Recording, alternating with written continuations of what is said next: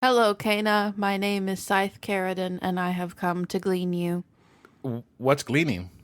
You don't know what gleaning is? No, How long have you been alive? You look like you've probably turned a corner by now. I'm I'm Surely you know what gleaning is. I'm about 15 years old, Yeah, maybe. you should definitely know what gleaning is. Do you live under a rock? Are your No, parents tonists and they've hidden you from the truth? my parents are dead. My Oh, dad was a spirit guide, so now I took up his staff. You see, has a glowing rock at the end of it, and I guide spirits into okay. the Well, afterlife. anyway, that's awesome. But basically, gleaning is because we have too many people on the planet now that we're immortal, and we have to control the population See, and I somehow. and I And have I a am a problem with that. scythe. It is my I duty to help control the let population, me and stop. I Let choose me stop you people to right there. kill. I have We a just problem need with to that. move on with this. No, Oh my no. This is goodness. the problem. The problem is that because you keep gleaning, as you call it, You people. claim to not know what gleaning Stop.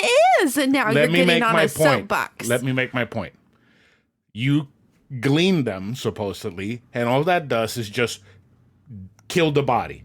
Then the spirit stays here, and I have been sending these people onto the afterlife for the past 24 hours nonstop, and who knows when the hell I'm gonna stop because you just keep killing people left and right, and all these people left with regrets and things that they haven't done and with heavy emotions because you killed them. I have to deal with. And you know how hard it is to find three mementos out of all these people just that I can send them off into the afterlife after I have to fight their corrupted spirit form? This is your fault. Why are you doing this? Why are you doing this? There Why is are no you doing such this? thing as the There is an afterlife. afterlife because I send these spirits there. This is the world of science. We You know do what? not deal with You know what? spirits. I don't want to hear it. You are going to go away. I need you to stop killing people. At least let me catch up with my work. Give me a couple days break, and then you can keep killing. But for now, the Tall and Cana enjoy at Pueblo Mexican restaurant.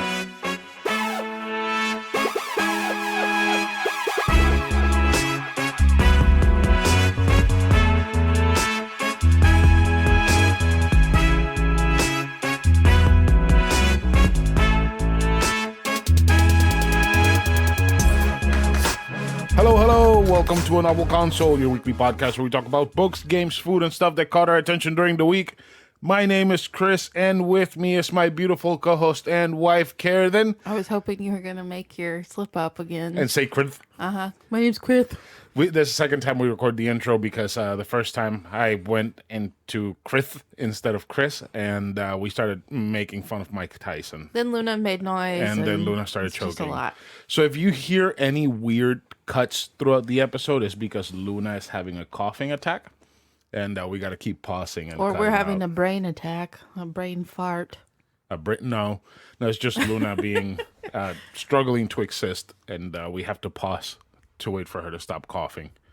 So apparently, it's a normal Shih Tzu thing to happen, and it's very weird. Yeah, lots of them have deviated septums and shit, and they struggle to exist. Like pugs. Like pugs, but Not as bad as pugs. because the thing is, pugs struggle to exist since the day they're born.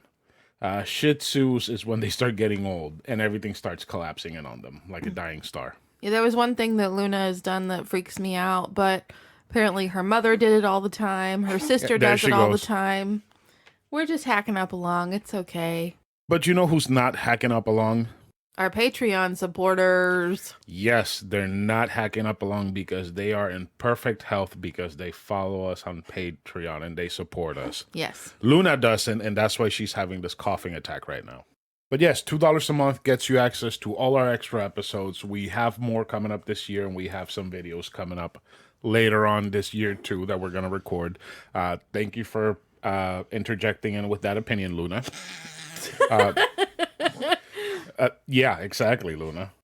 So last week, Karen said that we were going to start doing a different ending to the You're not housekeeping. going to read them the ending right No. now, are you? No, I'm not going to read it I right was now. about to say. I am, however, going to ask all of our wonderful listeners, all of them, to start telling their friends to share the show. or just share the show on their socials. That would help a lot. Especially since now we have our podcast appearing every single week on Facebook. All you have to do is just go to facebook.com/Novel Console and just share it straight from there. People can listen on Facebook.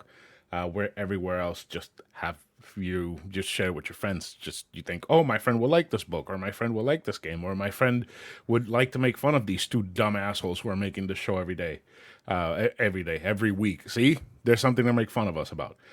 Just share it, right, Karen? Right. Please don't make fun of me, though. It makes me cry. It's okay. You can make fun of him. We like crying. Crying is fun. But you know what's not fun? Our Patreon supporters. No, they are great. Our Patreon supporters are very fun. No, what's not fun is that Bob Saget passed away. He did. Just like minutes before we started recording this, we found out that he died today in Orlando at the Ritz-Carlton. I had just gotten a Facebook ad recently that he was doing a tour and was doing a show here. I'm like, who wants to go see Bob Saget? And now he's dead. We're not laughing at him dying. No. It's sad. I mean, he was, America's dad for, 6 years while Full House was a thing? Was it only 6 years? I don't know. I It don't seemed know. like it was a long time. Maybe 11 years? I Did didn't Modern know. Family run longer than Full House? I don't know. Apart from Full House, he also did America's Funniest Home Videos. I totally forgot about that until we were just talking to my dad and he mentioned it. I totally forgot. Yeah, I remember watching America's Funniest Home Videos when I was a kid. And, Same. Always wanting to be the kid that On ABC won. Family? Yeah. ABC. I Oh. don't think Family was a thing. I don't think ABC Family was a thing back then. Okay. Yeah, because it was the 90s. I was a little kid. I always wanted to be the little kid that won because they would give them, prize money. And sometimes if they were a kid, they would give them toys and whatnot. I wanted to be one of those kids. But I never did anything funny when I was a little kid. You know what America's Funniest Home Videos was? What? The TikTok of the 90s. It was YouTube before YouTube. Yeah. It was Vine before Vine. I think it's still going on right now. America's Is it? Funniest Home Videos? Yeah, I don't know. Without, I think... Without Bob. Yes, because he left and then Tom Bergeron took over. I don't know if he's I still don't doing know. that. I didn't. We don't watch continue mainstream watching. TV. But it's unfortunate that he passed. And the comedy world will never be the same without him. A lot of comedians on YouTube are very, very sad about it.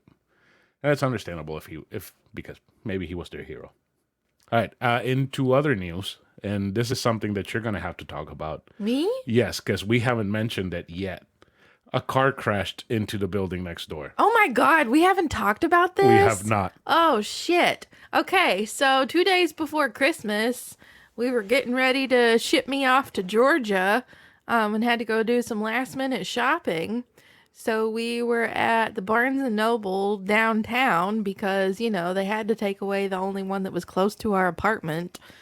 And our neighbor starts calling. Like, why the hell would she be calling me? Oh, it's to tell us that a car crashed into our apartment. An apartment crashed into our apartment. It's like that Wisteria Society book that I read An with the apartment flying crashed houses. into a car. Anyway, It ran out into the road and crashed into a car. my husband tells me that I started screaming in the middle of the Barnes & Noble because were. I was worried about our dog. And I thanked her for calling me, but I stupidly didn't ask her to come and check on our apartment. So I called Marla. Thank Yep. God for Marla and her nosiness and her friendliness. She grabbed her dog, Plato, the demon, and ran over here not to a see demon. that our apartment was okay. Because if it wasn't, I was going to beg her to beg the fire department to get Luna out before the apartment crashed down. Yeah. That's when you were screaming. I was losing my mind, so worried about this poor baby. I just think about how scared she gets just from a thunderstorm. And what if the apartment had been collapsing? There was a clap of thunder and the apartment was collapsing and we weren't here to protect her. Jesus Christ, you're so paranoid. I'm telling y'all, I have Final Fantasy type fears. Final Fantasy? Not Final Fantasy. Final Destination. Okay. Final Destination. You have I listen to you too much. you Okay. have turn-based fears. Your fears take turns Yes. attacking you. Yes. I have Final Destination fears. And since we live on like right up on the road, and people joyride up and down this. I mean, you hear it in the background all the time on our episodes. Yeah. I am always afraid that somebody's going to come careening into one of these buildings. And they did. And they did. And- Way to go, dude. We don't believe his story at all. And that dude was a fucking liar. He said that Yeah. somebody crossed the street right where he crashed. I'm sorry. The speed limit on this road is 45 miles per hour, and people do like upwards of 100 up and down this road. Not upwards of. It's impossible to get to 100. The most you can do is 70. Anyways, apparently a person jumped in front of his car crossing the street. And No, they were making a U-turn. That's not- He claims they were making a U-turn right there at that turn and cut nobody him off. does a U-turn right there. I have seen dumbasses do U-turns who can't do U-turns there, and they have to turn it into like a 5-point turn. Jesus I have Christ. seen it happen. And he Just jumped turn the into curb. the fucking apartment complex and turn around that way. He jumped the curve, went airborne, Yep. and crashed into the Left the a stairs. nice what's the word? Tire marks. Yeah, but I was gonna call them. They're Path? like moats, like a moats. moat, two parallel moats through the grass. Yeah. But yeah, thankfully it was not our building. It was actually the neighbor who called. It was her building, but it was the back of her building. Yeah, unfortunately, he hit something. He hit the building. But thankfully, everyone was okay. He was okay. The guy that lived in that downstairs unit was not at home. Even if he had been home, he would have been fine because it didn't Yeah. go into the apartment. But it did completely destroy the stairs leading to the upstairs unit. And that poor guy had to be taken out on a ladder and he wasn't allowed to go back in. And they didn't start replacing the fucking stairs until this Friday. 2 days ago. They're still not done. So that poor man is still not in his apartment. The next morning, I saw him out there taking pictures of everything with his phone for his renter's insurance. And I was like, man, have they given you like any idea when you're going to get back in there? And he's like, no. And I just paid rent and I just filled up my refrigerator and they only gave me a $500 voucher. I pray to God that they've given that man a hell of a lot more because it's been what, 3 weeks now? Yeah. It was on December 23rd and it Yeah. is January 9th. Yep, And the stairs are still not done. I they're imagine they'll missing be done tomorrow. The cement The concrete, slat. yeah. Yeah, that might be tomorrow. I mean, it's on wood and it's heavy, sturdy wood, so he could go into his apartment, but I don't know, maybe liability or some stupid shit like that. I don't know. See, I wish that tree that's right there would have been a little bit closer to the fence where the car came in, so that guy would have The just pineapple tree? no, the other tree, the one over by the fence, Mm-hmm. the big sturdy one would have been where the car came in through. That way, that guy would have eaten that tree for being a fucking dickhead. We don't want to wish ill upon him. It's We not are glad ill. that no one got hurt. It's not wishing ill. Is his stupidity shouldn't have affected this poor neighbor of ours. This is true. If only his stupidity had only affected him. Exactly. That's what I wanted. Yeah. Him to only him get I hurt. felt so bad for that guy. And he's so nice. He's always talking about how Luna's such a good dog compared to the neighbor that called me, her dog, who barks at literally everyone that she sees. She's also a Shih Tzu, so it's easy to compare them. Yeah. She's a really feisty as fuck Shih Tzu. And smaller than Luna, and Luna's tiny. The neighbor will like come out to sweep her entryway and she'll bring Bella, the dog, out in a little stroller. And she's not strapped in because obviously she's a dog, not a baby. But if she hears somebody coming, our neighbor has to run over to the stroller and like hold Bella down because she will flip over that stroller in a heartbeat and come attack you with all like 5 pounds of her little body. 5 pounds. She's so little. She's smaller than Luna. Yeah, she is. She's really little. Luna is 5 pounds. No, Luna's like 15 No, she's pounds. not. She's like 10 pounds. No, she's not. Maybe 8 pounds. Pushing. That's pushing. I'm going to go turn on the scale and put her on it. I tried. She'll lose it her doesn't mind. work. Yeah. It doesn't work. She's too terrible to do that. At least her coughing stopped. See, I told you she probably just ate one of your hair spiders, and that's If it why she was continues coughing. anymore, we're going to the vet. Yeah. But we didn't get an email this week from Burger Champ. No! But we did get something else instead. Oh. You know how in the first episode we talked about the squirrel dildo? Yes. So this is called a baldo. Oh, right. That The thing. baldo. Yes. It's a dildo that you strap to your balls. And it sounds Yeah. painful. And apparently it's good. Let me get here the reviews from the website. So what did these reviews say, Karen? Oh my God. They say weird things, and the way they're worded make me think they're fake.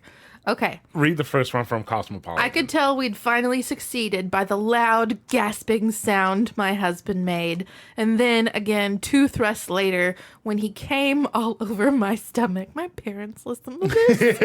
According to him, it felt like the device squeezed the climax out of him. A few days later, we tried again, much more seamlessly. This time, he lasted way longer, about 15 whole seconds, before experiencing another deep ballgasm that sent me running to the shower. Ballgasm. The first time my partner and I used the baldo together, they came literally the moment their balls slid inside me. That is not an exaggeration. So apparently this thing turns your balls into a dildo. So you can use your entire genitals to intercourse. Right? What? As I'm explaining Your it, dick is flopping freely and it turns your balls into a dick basically. to penetrate. Yeah. Yeah. Yeah, as I was explaining it, While your dick just flaps around freely. I started feeling more and more uncomfortable the more I talked about it. So that's why I said weird words. The baldo is a game changer for penetrative sex. It's like waving a magic wand and suddenly giving guys a second penis that never goes soft and also gives a completely different type of orgasm. I feel like it would have blood mixed into it. Yeah, it looks like it would be kind of painful. Yeah, it kind of does. really painful. It does look very painful. Especially for those dudes who are like really ball sensitive.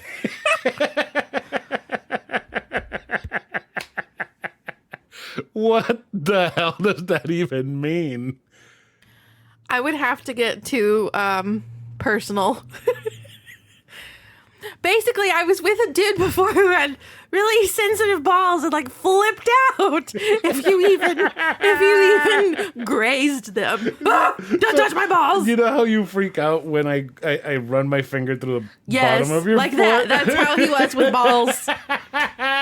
Yep. Don't you dare fucking touch him. I think there was like some sort of paranoia or trauma. I can't remember. It's been a long time, and I try to shove all of it out of my I'm trying mind. to picture that feeling in my groin area, and it's just so upsetting. I don't want that. That just sounds awful. Okay, we're getting too personal. Too personal. All right, let's go into book talk.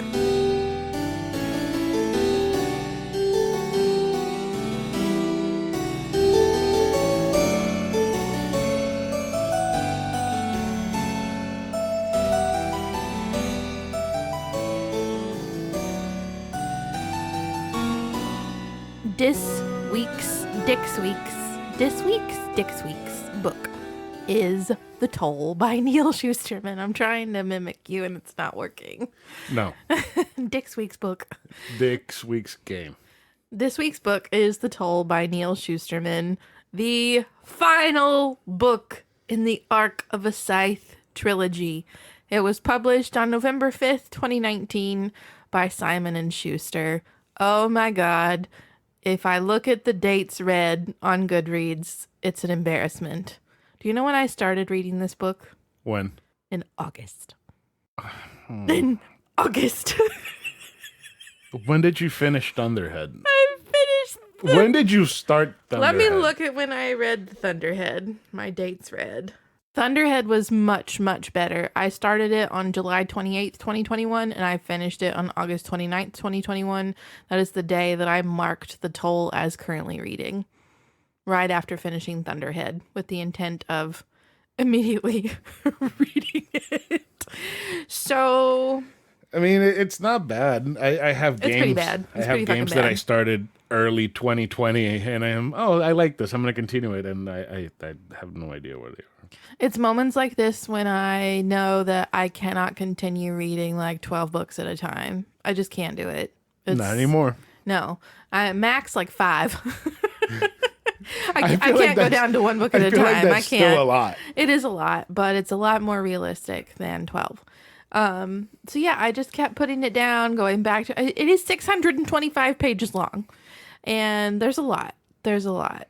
But I put it down, went back, put it down. I'd put it down for weeks at a time and then go back to it. So this review should be fun. Meaning she didn't take any notes and she doesn't remember anything.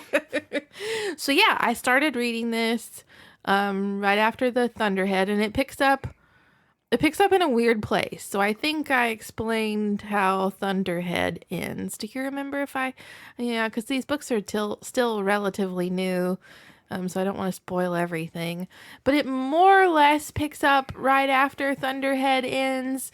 There are some things that happen for a few years that we've got to set up before we, like, Going to the main story. yes, and before we bring back the main characters, because the main characters have basically gone into a place that we're not going to be able to see them for a little while. I see. So we don't even get them back to like a quarter of the way through this third book. So basically, what you're saying is that they went into a Burlington coat factory and we're not going to see them for a while. Mm-hmm. Yep. That's Interesting. exactly what I'm saying. Exactly. Okay. Burlington. Okay. Yeah. I hate that place so much. But there are lots of new characters brought into this, and a lot of my opinions stem from the fact that Marla read this first and harassed me about it the whole time. When are you going to read it? When are you going to finish it? I need to know what you're going to think. But there is a new character, Jerry Soberanis, I think. You're going to say Jerry Seinfeld? Oh. What's the deal? Oh my God! What's with that mean? bleeding The third people? person that dies.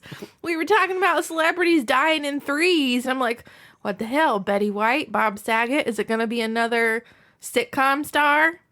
Nah, I don't want to think about that. Yeah, Because we'll kill off somebody that we love, like Yeah. somebody that we're not going to talk about anymore Yeah. because we don't want to put that No. out in the universe anymore.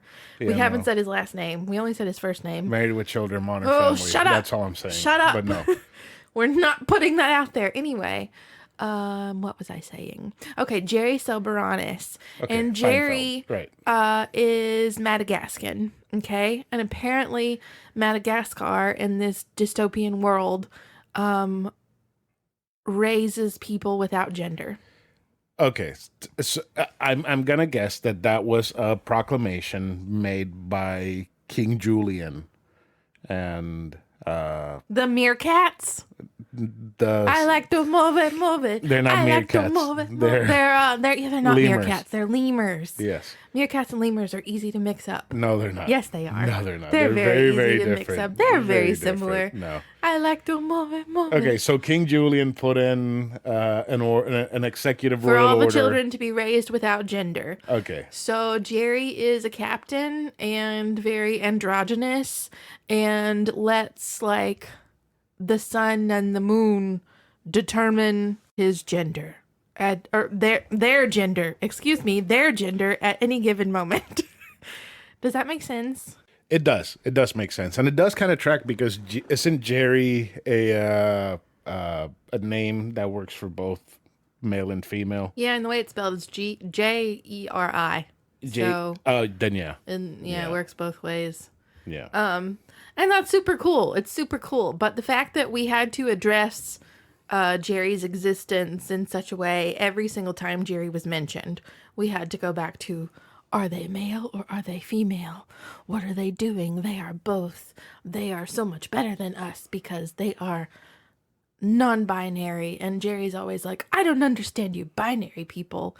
Like, Jerry couldn't be a person because all Jerry was Jerry's gender identity. Does that make sense? God, I hate Like, we that. couldn't let Jerry be a person because all we could associate with Jerry was gender identity. Jerry didn't have a character arc. except He had a gender gender arc. identity. Yes. He had a gender arc. Yes. And they, they wound up being, It's the name. It's because it's Jerry. yes, Jerry wound up being like Uh-huh. kind of not mattering at all in terms of the plot. So it was just. It was like Jerry was put there for wokeness. It just sounds like pandering. Yeah. Yeah. Like I think it was an awesome idea. Super awesome idea. But we kept addressing it so many times that it lost its value, sort of. Yeah, I get If that what you makes mean. sense. See, the game that I'm going to talk about next week, Unsighted, which is awesome. I'm going to tell you right now, just go buy and play this game. It was created by two trans women, and it touches on a lot of LGBTQ themes. IA plus themes. Yeah. And it doesn't overdo it, and it doesn't let the gender or the character's sexual preference be their identity. Like, it's handled Right. in a way that their personality is their personality. It's not Right. what they like or who they are. Right. I That's hate the way to do it. Exactly. That's the right way. I'm guessing it takes gay people to write gay characters correctly. Jerry only exists to be Whoa. a gender figure. Yes. Oh, God, Yeah. that's just bad. Yeah. But then it was also cool because you have more of the founding Scythes in here. So they're like the founding fathers. So like Scythe Prometheus was a founding father, and Scythe Da Vinci was a founding father. Scythe Dante Alighieri was a founding father, and Dante is one of the only founding father scythes that still like exists. And they go find him. That was pretty cool. It was, He is nothing like what I would imagine the actual Dante Alighieri was like. He's very vain, and he sits in front of a mirror and brushes his hair all day. It wasn't. I don't know anything about Alighieri, but the The depictions, Seven Circles of Hell. the depictions I've seen of him, isn't he like scholarly or something? I'm sure. I don't know. Yeah, me neither. I'm not that smart. Well, anyway, in all three books, each chapter intro has been like a page from a Scythe's journal, because Scythes are required to keep journals, and they're all kept in the Library of Alexandria. A new Library of Alexandria, not the one that burnt down. Yeah, a new one. Okay. I don't know. It might be an alternate universe where the library never burnt down. Oh God, we don't need to bring alternate universes into this mess. But so like I said, the other two books were all just like pages from a Scythe's journal. But this one, there were some weird ones that didn't really make sense. So like there were some that had to do with the tonists, but so the tonists are people that are like crazy religious people that follow the tone. It's like sound, and there's like a tuning fork and shit. I don't even know how to explain it. But basically they want to like acknowledge their mortal existence more than the immortality side of things. It's weird. Anyway, so some of the chapter headings are like the Tonist church, but like talking about current times as if they're in the past. So that was a little weird and very much foreshadowing that I didn't understand. And then so you have the Thunderhead, which is basically like what's Hal? It's like Hal. Yeah. Okay. But From Space Odyssey. Yes. Yeah. Okay. But not an antagonistic Hal. Okay. A protagonist Hal. Okay. So you have some chapter headings that are from the Thunderhead, but then they get really weird and are like multiple Thunderheads talking to each other, and then it ends with like whatever iteration deleted. And it just, so many things are going on. So many things. Okay, and then so Marla had complained to me that it was very disappointing because it takes such a hard sci-fi turn away from just the dystopian novel. It just went way too sci-fi. So I'm thinking like it's going to turn out that all the Scythes are aliens or something. I don't know. It didn't. No, right? it didn't. Okay. It led exactly where You I thought it thought was that gonna all of go? those chapter headings were leading it to, basically. I see. There was a lot of, even from the very first book, they mentioned that because there were so many people on Earth and they had to have the scythes, that they had tried off planet colonization on Mars, and the Mars colony failed, like drastically. But part of the book is the main character digging into like archives and finding old footage from that Mars colony and basically finding out that it was sabotaged. That sounds like a huge spoiler, but okay. Eh, It's not? nah. Well, you did say that they talk about it in the I mean, first yeah, book. I mean, Yeah, they, okay. you know that it didn't work. Right. I'm not going to say who sabotaged it. I'm not going to say anything more. But the ultimate sci-fi turn that it took, I felt that it was leading up to that the entire time, and it ended so well. I don't need any more books. It ended on the perfect note. I don't need to know what else happens to these characters. Like, I didn't have a book hangover. I was just extraordinarily satisfied, if that Huh. makes sense. It's weird that you end such a good book and you don't get a hangover from it. Yeah, I mean, it was like having lunch with an old friend and catching up on all the things and just leaving so fulfilled. I But see. I'll be okay till We next see time. each other again. You know, the more you talk about the series, the more I think it would I make think you would love it. the more I think it would make an awesome video game. It would. It really, really would. Especially with the sci-fi turn. Yeah. It's feel- really, I really feel good. like this series is something that Hideo Kojima would crap out in a weekend. It's so good. And you could like decide if you wanted to be a good scythe or a new order scythe. The new order scythes have diamonds on their robes and they glean for fun. No. Okay. There's this one scene. No. No, I don't want to give any more You're gonna spoil it. spoilers. You're gonna spoil it. Yeah. They're such good books. I convinced Carmen to read them. I bought the first book for Sharon for Christmas for the book exchange that we did, but I convinced Carmen to read them and she devoured all 3 books within like less than a week. Jesus She read the Christ. Toll in a day. She read that entire book Friday. Is she a speed reader? She must be, because dear God, 625 pages. She read it in a day. I can't even read 20 in a Isn't day. that insane? That's insane. Yeah, it makes me feel really inferior. Jesus Christ, I can barely read a sentence in an hour. But you have Marla over here who read fucking Court of Silver Flames one night after work. That book is like 1,000 pages long, and she read it after work. Before bed. It's disgusting. She's like looking It at makes every me sick. sentence, reading the first word of every sentence, and what is it? Assuming Making it what up the- as you go. Yeah. assuming what the rest of the story is. Okay, I know what this sentence says. And like all that entire page is just D as the first word. Oh God. So what else do you have to say about the toll? I mean, like, even if you think that you don't like dystopian novels, because I'm gonna try real hard to convince Erin to read them, even though she really hates dystopian novels. These are so much better than that. I mean, like, you think about the Hunger Games and you think about Divergent. These are so much better. They're so much deeper. They're like, it's like every other fucking sentence is quotable and relevant to life. So fucking good. Let me read you the quote that I picked out for this book. One moment. See, you brought up Hunger Games. My problem with Hunger Games is, at least the movies, is that the third movie, everything that I never happens, watched the third movie. everything that happens in the third movie is completely unnecessary.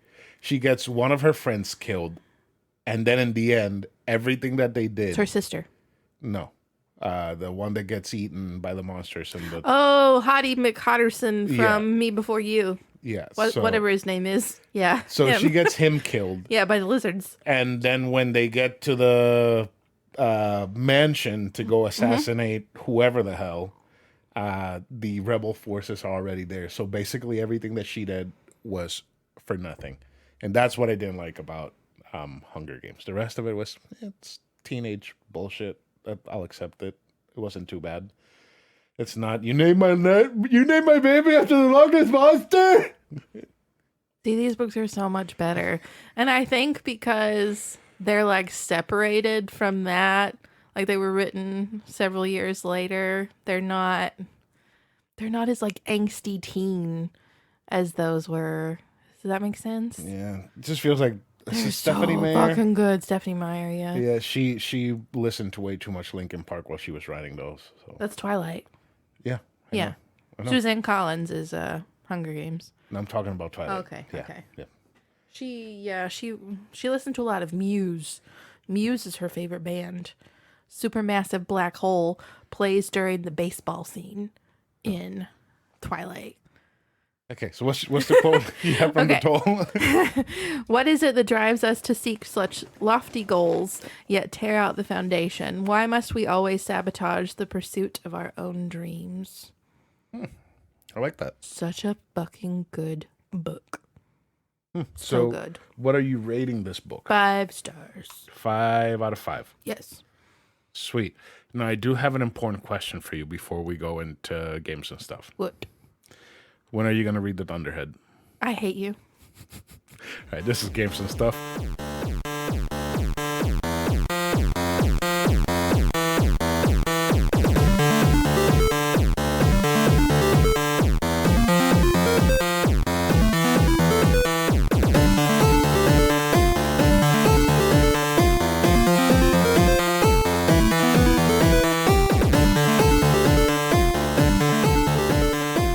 All right, so for this week's game, we have Kena, Bridge of Spirits. Is it Kana or Kenna? It's written Kenna, but in the game they call her Kena. Okay. I don't know what the correct pronunciation is, so I'm going to go with both, I mean, if they call her that in the game, then that's got to be it.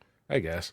So, Kena, Bridge of Spirits is an action-adventure game developed and published by Ember Lab. It was released on September 21st, 2021 for Windows, PS4, and PS5. I played the PS5 version. In the world of Kena, Bridge of Spirits, deceased people can remain between the physical and spirit worlds if they are traumatized or feel unfinished. The task of spirit guides is to understand their difficulties and help them move on. In the game, a young spirit guide named Kena travels to an abandoned village in search of the sacred mountain shrine. She collects small companions called the Rot, who help her throughout her journey. I love them. I want 50 of them just to live in our apartment with us. We can't have 50 of them because they have important part to play in the In story. our lives.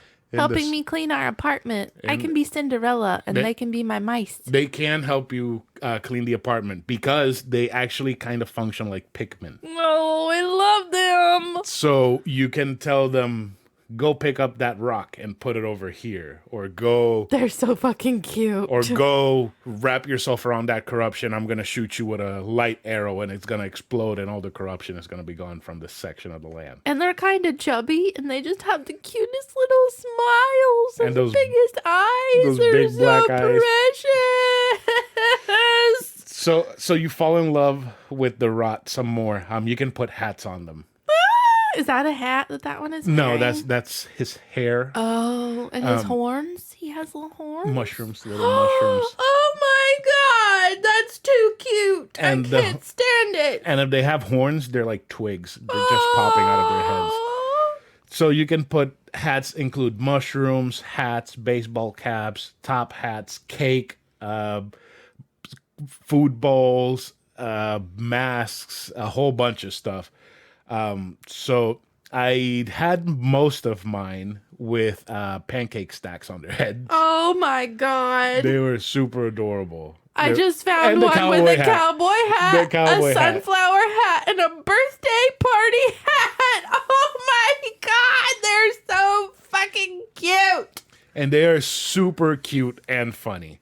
Apart from the Rot being super adorable and helpful, there are these things called, I think it's a tear of light. It's basically a flower that's popping out of the ground. And that flower you can send the Rot to. They surround it and they take their energy and they kind of transform into a dragon. So you control this dragon throughout the environment so you can destroy more of the corruption blocking your path. And that's the thing that I thought looked like the thing from Coco. No, no, no, Show? no, no, no, No, no. That's no. something else. And Oh, I'm not gonna something talk. else. I'm not gonna Oh, talk about that. No. okay. Never mind. No. Figured I said that. Yeah, not talking about that. Coco. So yeah, so they not only do they help you with that, they also help you fight, and the way that they help you fight is really really cute because the first time that you go into a fight with the rot, with you having rot with you, is that the way that they describe it is, oh, the Roth are scared of the monsters, so they're hiding. The more you hit the monsters and the more you avoid their attacks, the less scared they'll be and the more willing they will be to help you fight. So you have above your health bar these little yellow orbs, and the more you hit the monsters, the more they fill up. And when they fill up, you see the rot icon go from them cowering to smiling, ready to fight. Oh, And then you can set the rod out, sick them on these corruption monsters, and they will fuck them up royally. that's awesome. Yeah. They're so cute. And the gameplay, it's basically a mix between Zelda and Dark Souls. You have from Zelda, Praise the sun. praise the sun. You have from Zelda the puzzle elements, solve the puzzle so you can get to the next area and so on and so forth. Which I really didn't think it was bad. I thought the puzzles were actually entertaining. I didn't have to look up any sort of guide or whatever to get through the puzzles. Now for the boss fights, I did have to look up a few because some of them I was just not clicking with me.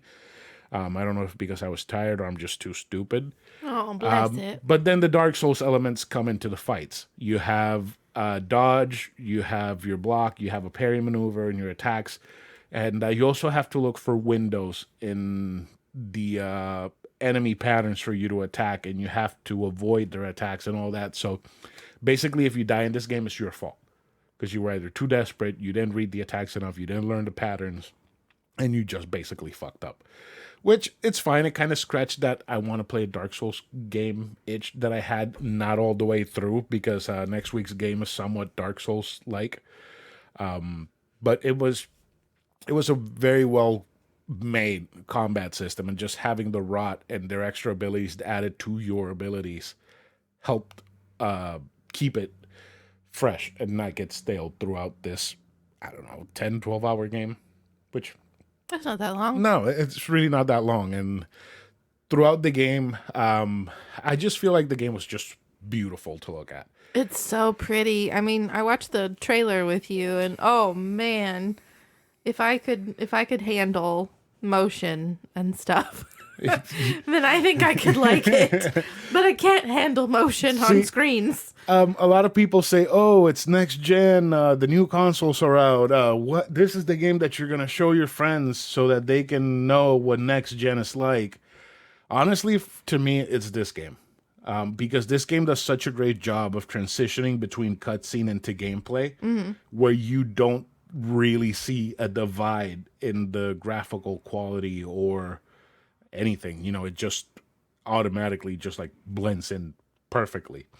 And these characters look so well animated. They look like Pixar characters. yes, They're beautiful. I loved Ratchet and Clank, right? And I thought that game looked fantastic, and I thought that it was animated perfectly well. But when people would say, "Oh, it looks like a Pixar movie," and I never thought it did. I thought it looked great, but never Pixar quality. This game to me looks Pixar quality. Very much so. Yeah, like Just looking at the cover. yeah, Holy just crap.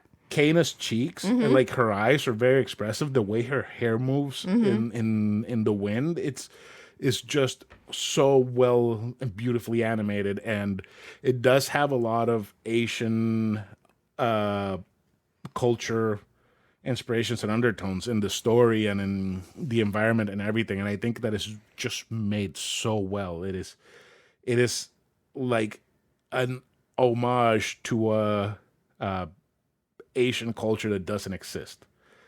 And I think it's great. I think it's just beautiful. The game is just fantastic. Everything from the spirit effects and the ghosts and the fighting and the monsters and corruption and the rot and everything is just wonderful and beautiful to look at. Now, when you jumped on this soapbox in the cold open, Yeah. Were you alluding to it being difficult to find The what? the three No, no, it's not. It's not things? difficult. The thing is that you have to solve.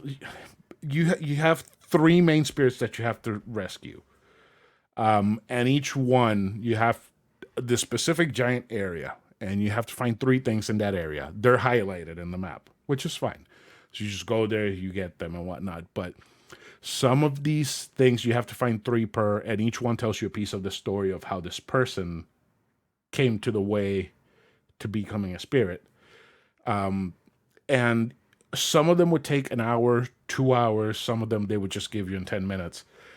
And I feel like that part wasn't well balanced enough, but it's fine because the entire time is just a joy to play. I mean, if it wouldn't have been so fun to play, I would have hated it. I mean, last week I said that this is the only game that I've ever played that makes me feel incredibly relaxed with the exploration and then just completely frantic and stressed out during the fights because sometimes I would just try to brute force my way through the fights and it wasn't happening and I wouldn't realize that trying to brute force my way was not going to get me to where I wanted to go, which I mean, I should have learned that from Dark Souls, but I didn't. Shame. Yeah. So you send off the three spirits, you go do your thing in the end, and it's perfect and whatever, and it's beautiful, and you've enjoyed the entire thing. But there is one last spirit, the last spirit that you have to rescue. There is a huge tonal shift in the game. So it goes from the spirits feeling regret and feeling unfinished, and I couldn't do what I wanted to do, and I needed to do this, to I hate you, I'm going to kill you. Oh. Yeah, there is a huge tonal shift, and it almost feels like they're forcing Kana's hand into being excessively violent so that she can help them. So it's like it almost feels like they're forcing her to force these people, these spirits into accepting, that they're not wrong, but that they need help. So it's kind of like an overly violent psychologist. Oh boy. That's the best way I can describe it. But the tonal shift, it does make sense with the story because it's this one spirit that has been practically taunting you since the start of the game. And the way that they weaved it into the story, it's just perfect. So let me just cover a couple of things that I haven't covered yet. It's not going to be much. Throughout the world, you'll find a rot. They're hiding under stones or in trees or in puzzles and whatnot. So the more rots you get, the higher your level goes. There's up to 100 rot that you can collect. And each level has a certain threshold that you have to pass in order for you to go a level. So I think the first one is like 10, the second one is 25, the third one is 75, and then the last one is 100. I didn't get to level 4 or 5, I don't remember. I didn't get to the last level. But the thing is that once you cross those levels, more abilities are unlocked for you, which you can spend these points that you gain throughout the environment, which come in the form of food for the rot to eat. So you will open a jar and it's full of plums, and the rot will eat the plums. And that gives you those points to spend in That's those so abilities. cute. Or you can turn them all into the dragon monster, float it around crops in the village, and pumpkins will pop out. Once you break the dragon monster, all the rot will swarm the pumpkins and just start eating them. It's really, really cute. It's adorable. It's so fucking cute. They're so precious. I just love them. They're adorable. I love them so much. So you get these points, you buy these abilities which are locked behind levels. Basically, if you get to, I think, level 4, which is the last one before the last level, you can buy all the abilities, and basically they just help you in fighting. You get more arrows, stronger attacks with rot infused attacks. But there are just two things that I didn't like about the entire game. Well, actually, three. The first one is the traversal. You get these huge pieces of land that you have to run through. And if, let's say, like me, you were collecting all the rot or collecting all the cursed chests or just finding the spirit mail so that you can finish cleaning up the entire village. The traversal is basically you're just running the entire time, and it feels sometimes like Kena isn't fast enough. It just feels like you got this whole giant land and you're not moving fast enough. The second thing that I didn't like is that it feels like Kena is made out of paper sometimes. So sometimes you'll be fighting a monster, you get hit twice and you're dead, which it's not bad because the fights aren't hard and you just got to learn the patterns and whatnot. But I had to do that final boss fight like 3 times because I would kept getting distracted and I would just get obliterated by enemies. The third thing I didn't like, and this is the one thing that I didn't like the most, is that the staff doesn't upgrade. That's lame. The staff's attack percentage, the attack number stays the same throughout the entire game. So while you learn all these monsters' attack patterns and abilities and how to dodge them and how to take them out more efficiently, you never get it never feels like your weapon is up to par with you. So you will get your arrows will be very strong. You can basically kill most enemies with a headshot, but the staff doesn't feel like it's there. So you're doing all the perfect dodges, all the perfect parries and everything, and the staff is just picking away at their life instead of taking out huge chunks like it should. But Kena is wise beyond her years, and she spits some truth that many people need to hear. She spits some truth. And these people that need to hear it include me. And this is my favorite quote. Is from after the final boss fight. It's near the final boss fight, or it's the final boss fight. And I really like this quote. And it says, "Grief is natural, but it can imprison us, change who we are. Nothing can change what happened here, but you must forgive yourself so the land can heal." That's really nice. Yeah. Just like that, there's a bunch of quotes, and I feel like... Like my book. Yeah. I feel like if you were able to play video games, you would be bawling the entire game. Probably. Because there were some scenes that I was like, holy shit, this is heavy. I was not expecting this. I knew it was about spirits and dead people, but I wasn't expecting it to be this heavy. I'm getting fucking goosebumps right now. Chicken skin. Yep. So yeah, apart from all that, this game is definitely a 9.5 out of 10. I love this game. It's not perfect because of just the staff thing. Because I can do with the being made out of paper and the traveling. It's just the staff. It just feels like I was never strong enough and everything else just kept piling on and piling on. But 9.5 out of 10. Still pretty fucking good. Just get the game. It's so good. It's fantastic. It is. Boy, I just love this game.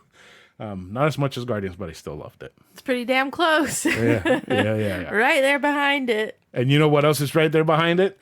Garbage. Yep. You know what time it is? Time for Give Me the Garbage. All right. That is Give Me the Garbage.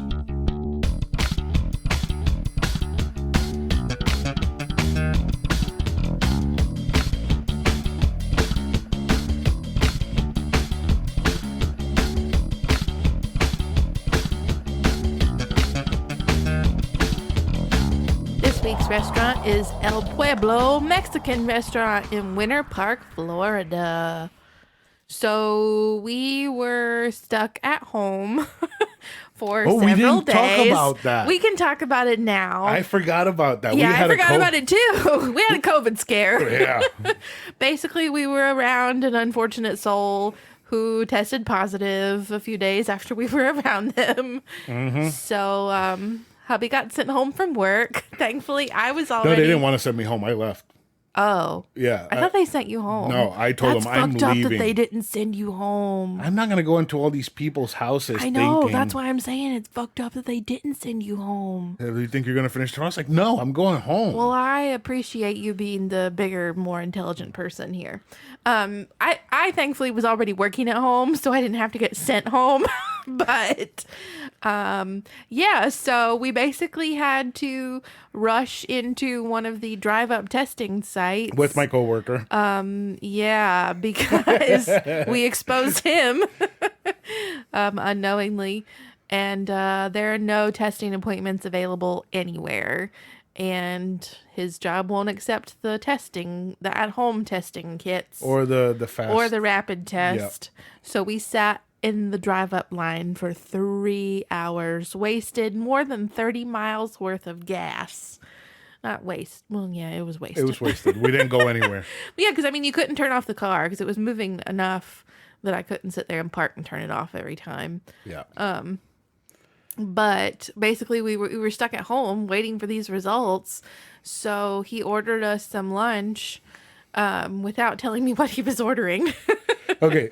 Before you get into what we ordered, Okay. let me just say it was through DoorDash, And the total, including tip, was $28.72. that is amazing because we got 2 entrees and how many things just to try? 3. 3? Yeah. 3 things just to try. So he got me the chicken flautas. Before we get into Oh my that. God! Okay, you just say everything you need to say. Then let me do my thing. Okay. No, I have a pattern. Pattern? Yeah. Okay, so here we go. First off, talk about the chorizo gordita.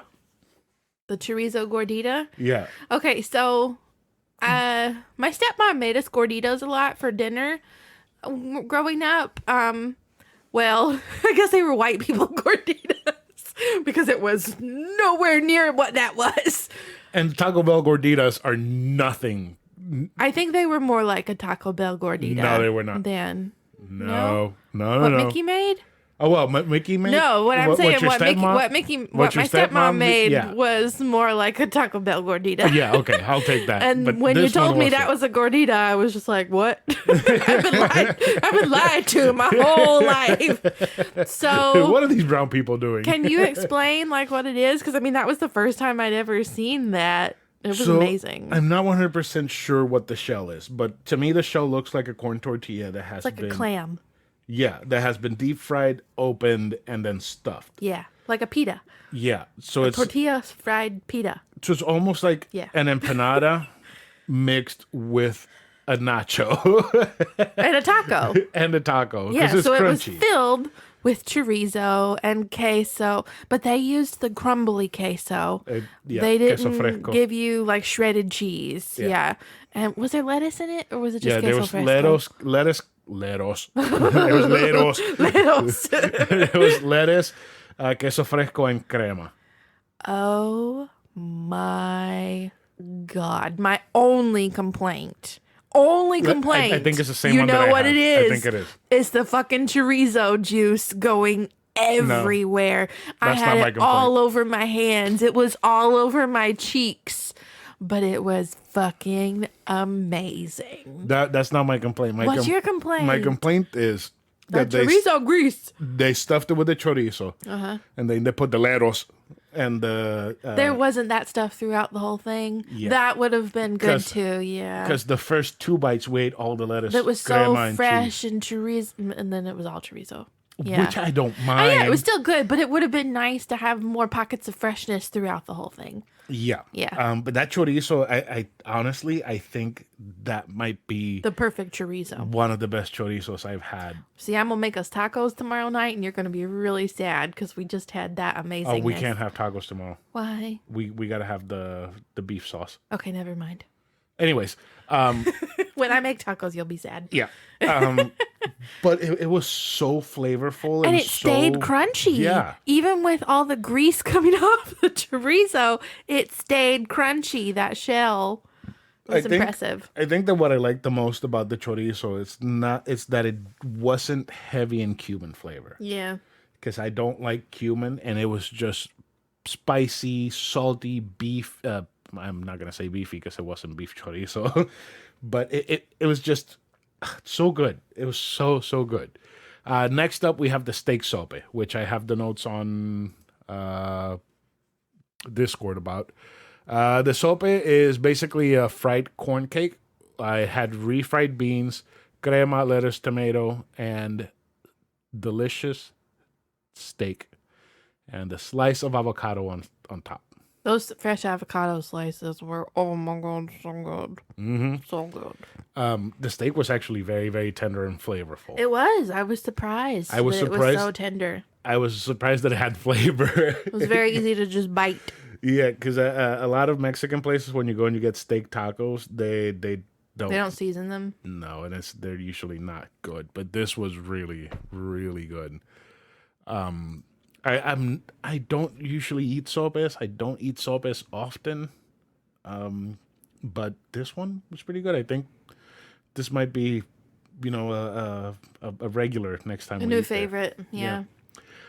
Next, I had a pastor and chicharrón taco. Because it was in corn tortillas, and I do not eat corn tortillas, And as we have discussed. yeah, let me just say that this taco was $2. The gordita, the sopes, and the taco were $2 each. That's awesome. But this taco, usually I feel kind of weird about paying $2 for a taco because usually they're smaller than the palm of my hand, with 2 tortillas and stuffed with meat and whatever.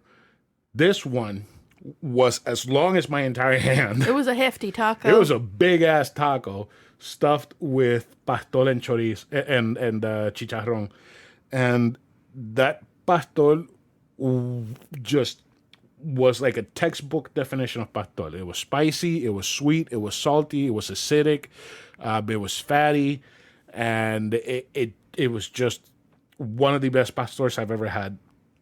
The chicharrón, I didn't notice it at all. I think chicharrón is supposed to be crunchy, because if it's the same chicharrón as Puerto Ricans eat and make, then it should be crunchy, but I did not notice it at all in the taco. If it was there, it just might have added extra salt. But that, I will pay two tacos. I will pay $2 for those tacos. I'll pay 2 tacos. I'll pay for those two tacos. tacos for those tacos. Oh I'll my pay God. $2 for those tacos happily every day. Now, tell me about your entree. So he ordered me the chicken flautas. So they come with rice and beans. And they're covered in lettuce, tomato, and queso fresco And crema and avocado. So the flautas, they did for the most part stay crispy, even being under that bed of crap that would make them not crispy. The middle of them was kind of mushy, because I mean it's covered in all the crap, but the ends did at least remain crispy. And the chicken itself, I mean, it was a little bland. But you got chipotle sauce. What did the chipotle sauce come with? Did they just include it? I think they might have just included it. Yeah. It was a chipotle crema sauce, which I kind of wrote a rant about it. Oh, God. So anyway, a bite of a flauta with the lettuce, the tomato, the crema, the queso fresco, and that chipotle sauce. So good. It's okay that chicken's bland. I just made it not bland with a drop of sauce. So, I don't know if I want to talk about my entree or the chipotle sauce. Talk about the chipotle sauce. Tell me about the rice and beans first. The rice and beans were really good, very flavorful. They didn't feel heavy. Like, you know how at most Mexican restaurants, like the whole experience is so heavy that by the time you finally get to your rice and beans, you just feel like bogged down. You know what I'm saying? Yeah. I Like understand. none of the food felt heavy. It was also fresh. I mean, even with the greasy chorizo, like it's chorizo, it's gonna be greasy. It was still very fresh, and just eating the rice and beans wasn't a task at the end that like I was, oh God, I gotta eat this now. It was real good. It was very flavorful. Okay, I understand what you say. Okay, and now that I think about it, yeah, you're right. I had 4 tacos. And you didn't feel like exploding. I felt like exploding from how much fucking food it was. But I didn't feel heavy. I didn't feel bogged down. I didn't feel, even with... Gassy. What was it? It was 4 tacos, that's 8 tortillas. Mm-hmm. With 8 corn tortillas in my system, I didn't feel... Did you eat your rice and beans at all? Yes. Yeah. I had all the rice, not all the beans. Before I get into the sauces, my tacos I had barbacoa, which is beef cheek. I fucking love beef cheek. These weren't the best beef cheek I've ever had. They were a bit bland, to be honest. And one of them had a particularly massive piece of fat in it, and I didn't mind, because I took a bite big enough where all that fat just mixed up with the beef, and it wasn't off-putting to me. To you, it would have been the worst I thing would have ever. freaked out. Yeah, but it was still really good barbacoa, and the beans and everything were just fantastic. Their green sauce, the salsa verde, it was a very traditional salsa verde. It didn't have as much flavor as I'm used to, and it was very, very spicy at the end. It had a nice amount of garlic to it. It was very herby, and it just turned into like a spark of fire in your throat. And it dies down on its own, so you don't have to start drinking water or anything. I mean, it's just like once you eat, you get some rice and beans, and by the time you're ready to take your next bite of your taco, that fire's already gone. Which I appreciate. I wish it would have had a little bit more flavor, but it's still really good salsa verde. Now the chipotle sauce, I don't like chipotle sauce. No, he hates it. He hates it so much. And I've been thinking before we ate here, maybe I haven't had the right chipotle sauce. I think that's definitely the case. It might be. You thinking about Taco Bell Chipotle sauce? Because what I hate about chipotle sauce is the smokiness, Yeah. and then the smoky, spicy itch. Yeah. Because it's not even like a flaming spiciness, it's like an itch. I don't like that. This one with the crema worked really good. I It did. really It liked worked this very one. well. It was really tasty. Yeah. So Just enough kick. the food was fantastic. And so fucking cheap. And then these sauces just made the whole food that we put the sauces on taste so much better.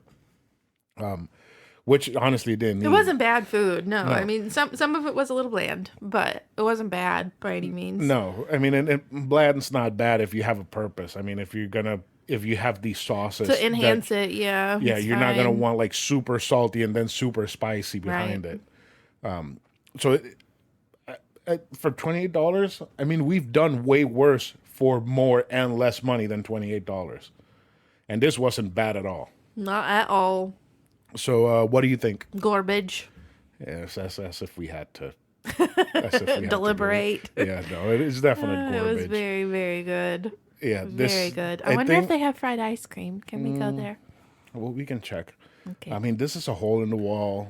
Yeah, I saw the pictures online. It's definitely a hole in the wall. Yeah, little strip mall right in front of like some somewhat ghetto apartment complexes in Aloma. All of those apartment complexes on Aloma are ghetto.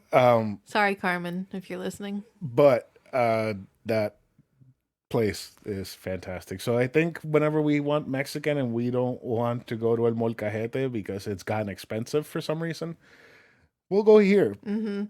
Because I like that price. Real good. Real good. All right. So are you ready to get into some housekeeping? Yes. Do you want to read it since No, you you wrote it? read it. You read it. No, let's have you read it. Here. Oh my God. Here you go. Okay. There's your housekeeping. I can't read that. Okay, I'm Get blind. close. Get close to it. There you go. There you go. Okay. Remember to follow us on Instagram and Twitter at A Novel Console and on Facebook at facebook.com/A Novel Console. Don't forget that you can also tell your friends they can find the podcast on most major podcast streaming platforms or that they can listen on YouTube by searching for A Novel Console. Be sure to subscribe, like, and comment. We'd be ever so grateful. It would also be awesome if you could leave reviews on Apple Podcasts and Google Podcasts so that more people can find us. And Spotify, because you can rate us on Spotify too. Yes, please rate us on Spotify Have you now rated too. us on Spotify? No, I have not. You I should. I forgot that you said we could do that now. Yeah, we can do that. Oops. It's easy. Just go to the profile. Let me do and, that right now. There's a little star icon underneath the picture, the logo for the podcast. You can just click there, give us a review there. I'm going to finish this while she does that. You can also email us at anovelconsole@gmail.com, and we will read your email on the show. Or not, depending on what you want. You guys decide. And our art was done by Metamorphic A. She's on Instagram. You will find her link in the show notes. I have now rated us on Spotify. What did you rate us? 1 star? 2 stars 2 stars? That's for 2 people. That's generous. That's very generous. Rate us 2 stars for the amount of hosts that we have. I should put 3 because Luna's basically a host. Yeah, I mean, she kept interjecting so much this episode, so might as well. All right. So anything else you want to say before we end the show today? I believe I am done. All right. So you want to say goodbye to everyone then, Karen? Bye, everyone. Goodbye, everyone.